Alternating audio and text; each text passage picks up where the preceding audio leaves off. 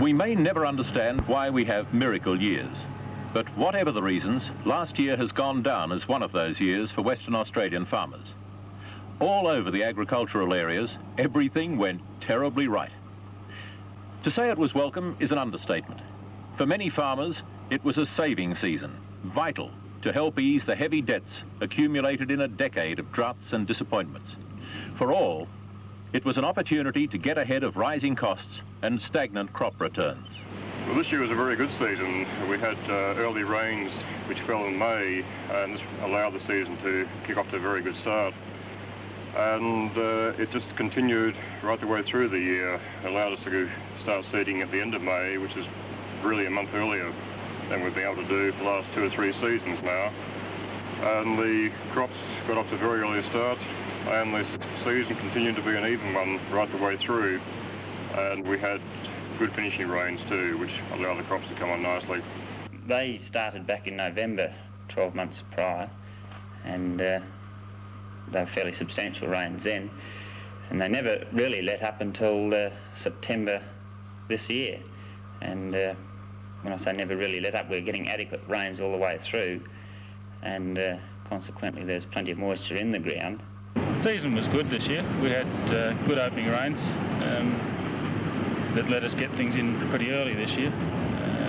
We finished about the 3rd week in June, which was pretty early for us. We quite often run a little bit later. Anyone that was a bit later than that got caught. We got some pretty heavy rains end of June, early July. There were disappointments, especially where there was water logging in the paddocks. People weren't able to get onto them for some time. And these paddocks never really recovered as far as yielding a crop was concerned. They were just too late starting from germination. They were just too late coming out of the ground, and they sort of never really had it. Unless we'd had finishing rains in October, they may have, come up to average then. It wasn't that the weather was so exceptional. There was heavy summer rain, but after that unusual start to the season, most places were only slightly up or slightly down on average rain. But the rains came at just the right time. They transformed the marginal country. This is the story of the greatest harvest Western Australia has ever known. It's a story of cooperation between weather, the land, farmers, science, transport, machinery, receivers, and marketers. It's the result of the working of 6 million hectares of Western Australia, and from it came more than 8 million tonnes of grain. The West has become the granary of Australia. 153 years earlier, the harvest was a mere handful. Only 70 hectares was sown to wheat in 1831, but it was a start. The early farming settlers found it hard to get a toehold in the worthless soil. How were they to know that the native flora had learned to survive here through millions of years of adaptation? Only the alluvial river flats beside the Moore, Avon, and Blackwood rivers supported the European cereal crops. The first expeditions through what are now the heartlands of grain growing, the Victoria Plains and Moore River districts, were severe disappointments. Only in pockets such as Greenough was the earth fertile.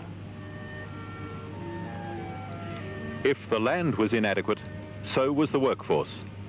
It was ultimately the arrival of convicts in this previously free colony that brought some progress towards food production. Slowly, too, the use of fertilizers began. But it was the rapid spread of railways in the 1880s that led to the rapid development of the wheatlands. 1881, Perth to Guildford. 1885 through to York. 1886 to Beverley. And 1889, Perth down to Albany. Ironically, the gold rush was another key to farming's growth in the West. It quickly trebled the population, helped by the inrush of eastern staters escaping from the drought, and even a bank crash in Melbourne in 1893. By federation, wheatlands were established in narrow strips into the Victoria Plains and south towards Katanning. Then, other new areas. By 1929, 1 million hectares was being sown to grain. Phosphate fertilizers were in wide use, and disease-resistant grain was available from research such as William Farrer's. Returning servicemen had settled the land, and thousands of immigrants too. The lure of the land in the 20s was good prices and easy credit. There were new methods of clearing the new lands, of cultivating and harvesting, trace elements and chemical control. But there things stood for almost 3 decades, through the Depression, war, and post-war shortages. Then began the great leap forward, the dramatic opening up of new areas with the use of bigger machinery and new methods of working light land. By 1975, land under cereal had passed the 3 million hectare mark. Even now at 6 million, grain is continuing to spread. Livestock is giving away to cropping, for some farmers exclusively. But another development had a great impact. In the early days, bags were used to hold a rapidly expanding harvest. These 180-pound bags were used in their millions. It was once estimated that 14% of the return for a crop was being spent on bagging it. And most of the bags ended up in a foreign country. Bulk was obviously the way to go. And as early as 1910, some crop was going that way. But how to create bulk storage bins that could cope with the big seasonal variations, and how to finance the new bulk rail wagons, and to build the port storage. There were no means available. A new organisation was called for, and after a couple of false starts, the Bulk Grain Cooperative, later to be called Cooperative Bulk Handling, was set up, only to fall foul in its first season to a receival twice as big as predicted. From its original 53 receival points in 1933, CBH now has more than 200 scattered everywhere grain is grown. As CBH found in its first year, estimating the crop is critical. General Manager Jim Green. In the early season, we get indications from the farmers of how much they've planted, and then we know the acreage that's available to grain throughout the state, and from that we can indicate what we're likely to receive through the season. CBH learned they had a big task on their hands. A $30 million annual building program had to be boosted with $6 million worth of temporary storage. When we first learned or had the indication that there was going to be a very good harvest, well, we constructed a lot of extra receival machinery. We looked at what our railing program was likely to be, what our shipping program was likely to be, and then we determined what the storage shortfall would be. So at various centres we constructed bitumen pads to take the overflow of grain.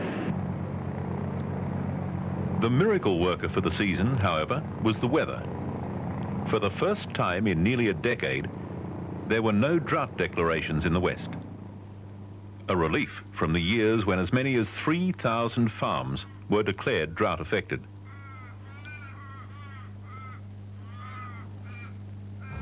In such places as Kellerberrin, there had been several years of poor harvests till this season. Don and Robert Lamplugh. We endeavour to work on a 5-bag average, but the previous 5 years had been below that for the simple reason the rains just didn't come at the right times, and they were below normal. And as a result, over the previous 5 years, our average has been down at least a bag to the acre. I think we'll have to revise on last year's performance, revise our method of assessing the acreage, because we were 2 and 3 bags down all over in our estimates. And what we estimated a 6-bag crop went 9 and up to 10. And we're very pleased that way. In October, the headers began to roll in the far reaches of the wheat belt. The best estimates then were for a total of all grains perhaps reaching 7.75 million tonnes. But as the receivals moved south, the estimates were already in need of revision.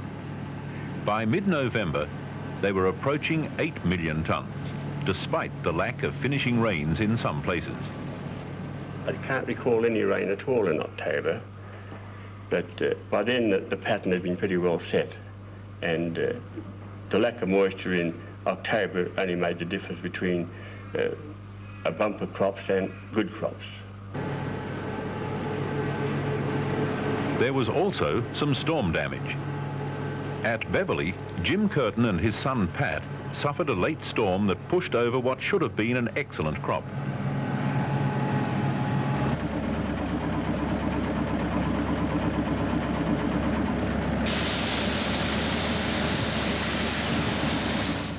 This is the Westrail network, over which 3/4 of the entire harvest of 8.1 million tonnes passes. Most of the rail network is narrow gauge. Most of the harvest from the central wheat belt, this area around here, is railed either into Merredin or Northam. And then it's transferred to the standard gauge, this one here, the spine of the network, which carries the grain all the way on into Kwinana. The Curtin's harvest begins its journey. From Mirola, it's 15 minutes to the Mount Kokeby bin.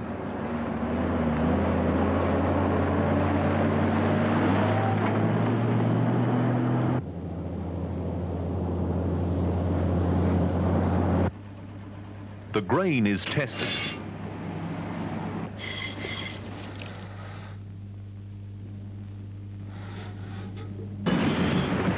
The truck is weighed.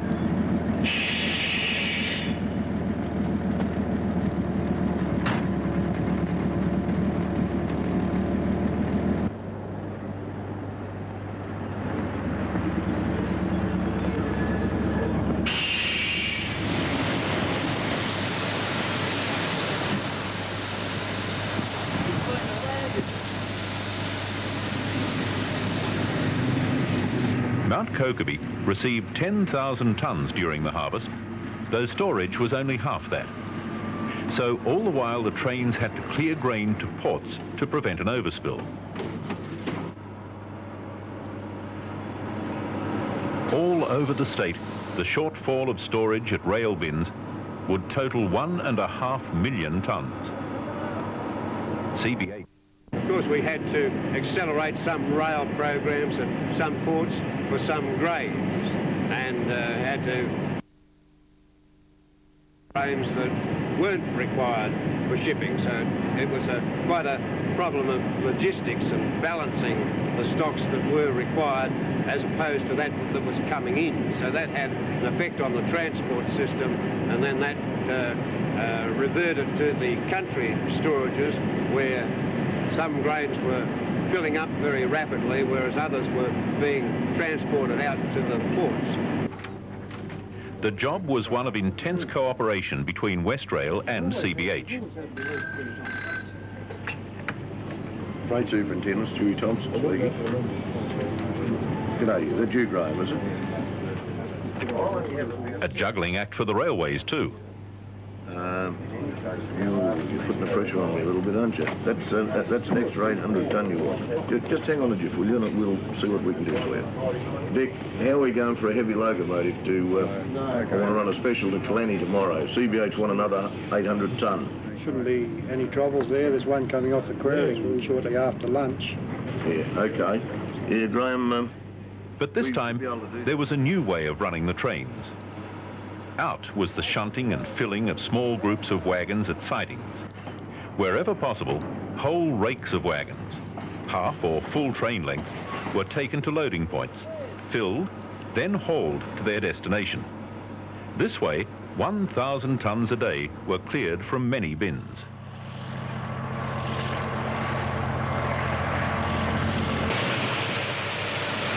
This year, also for the first time, there was a new method of manning trains. The guards van had come off the back of the trains, and mobile staff were deployed all over the network. Mobile dispatchers were a new breed of railwayman, available wherever needed to shunt trains.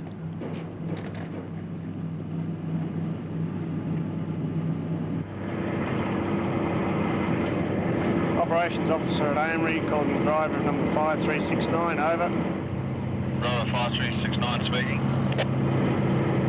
You to take the loop at Amory, have crib and cross number 5344. Another new breed were operations officers like Tony Stratton, who manages a stretch of the network.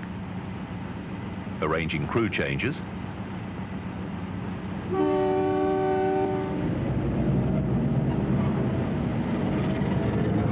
passing signal instructions to locomotive drivers on the run.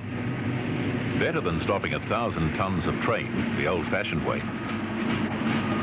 Inventive measures such as this have improved Westrail's efficiency by nearly a third in a dozen years.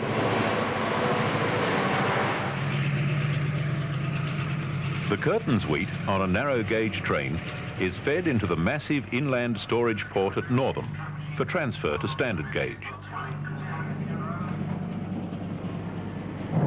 More than 70,000 tonnes a week can make the transfer from 800-tonne narrow gauge trains to 2,800-tonne standard gauge trains. Almost half the record harvest was eventually to pass through here.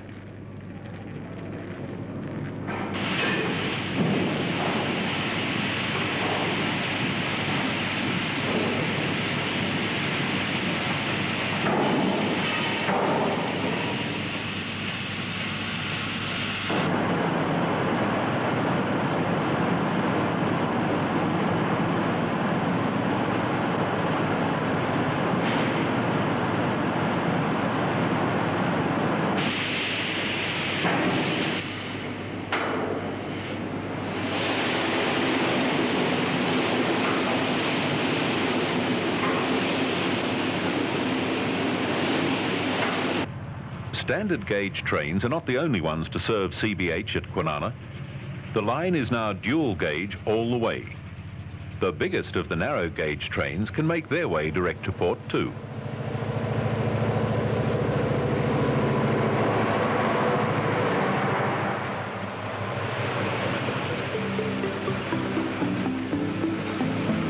The Curtains wheat arrives at its destination.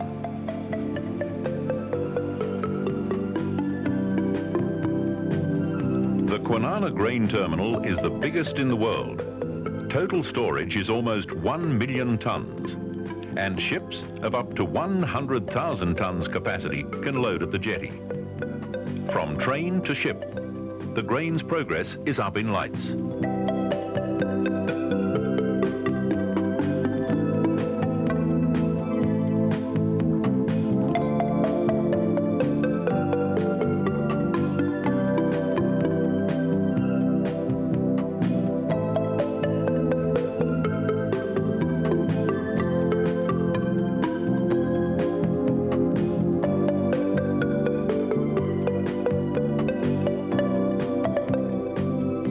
The northern and central areas have seen a boom in grain growing in recent times. So has the Great Southern, where cropping is still spreading. Peter Ferry is in Cranbrook. 15 to 20 years ago, there wasn't a great deal of wheat grown in the area. There was wheat grown, but it was predominantly in our area here, a barley and oat growing region. But wheat has slowly taken over, and you can put this down to the fact that new varieties have come through which have allowed them to successfully grow in the wetter areas. We're in a 15-inch rainfall area here, and wheat is doing very well at the moment. Philip Moore is in Boyup Brook. The yields generally were very good. The barley in particular was excellent. We got 21 bags off the barley, which was very pleasing. The oats weren't quite as pleasing. I suppose we had 18 or 19 bag average over the lot, which is still good, but it could have done a lot better with, possibly some better finishing range just towards the end.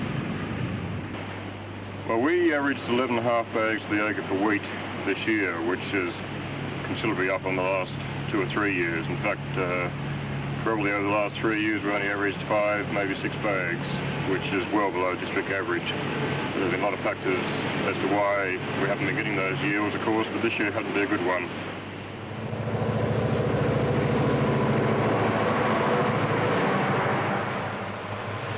In previous harvests, much of the grain rolled on World War vintage rail down branch lines to the port of Albany. This year, however, everything was changed. Lines from Newdigate, Hyden, Nwangarup and Nyabing had been modernised. As a result, newer and more powerful locomotives could haul heavier loads at higher speeds.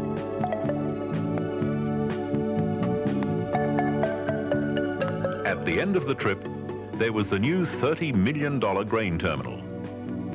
Road transport played an important part in moving the harvest into ports such as Albany. By mid-December, the guesswork was over. From this harvest, almost everywhere, new records were being set. Geraldton received its 4 millionth tonne of wheat. Mingenew became the first receival point to top 100,000 tonnes in a season. Tamman, the first to reach 1 million since being established. The Lake Grace district recorded 1 million tonnes this season from its 30 bins. For Westrail, it was a record harvest too. This season, the network is carrying 1/3 more than its previous highest tonnage. Of the total of 8.1 million tonnes, 1.6 million will be shipped out of Geraldton, 3.5 million from Kwinana, 600,000 from Bunbury, 1.6 million from Albany, and 800,000 tonnes from Esperance. Geraldton, Bunbury, Albany and Esperance will have handled way above what was estimated. Everything has been straining under the pressure of this record harvest. The Australian Wheat Board was straining too, to sell the crop in a world market glutted by bumper harvests from England to Argentina. With few sales of wheat and few sailings of ships, the ports were filling with grain. But the new year saw an easing.